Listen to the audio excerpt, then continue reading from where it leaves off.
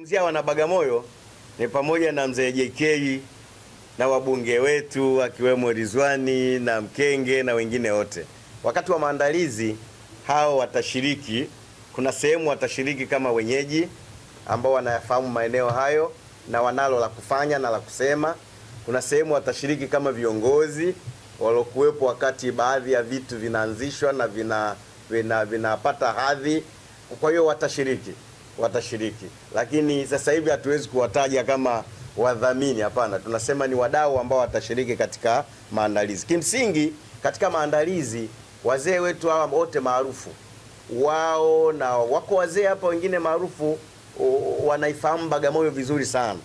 Lakini na nyie mnajua hata hotuba ya Mheshimiwa Baba wa Taifa Mwalimu Julius Kambarage Nyerere kuna maeneo anahitaja Bagamoyo. Wako wazee wengine walikuwepo wakati ule. Tunataka na wenyewe watoe ushuhuda. Na kwa maana hiyo ni jibu tu kwa ufupi ni kwamba mzee JK ni mzee maarufu kwa huku Bagamoyo. Nikisema Bagamoyo maana yake pamoja na Chalinze. Kwa huku Bagamoyo mzee JK ni kati ya wazee maarufu. Kwa hiyo yeye yumo na naweza kusema ni katika watu ambao wanashiriki katika maandalizi ya filamu hii.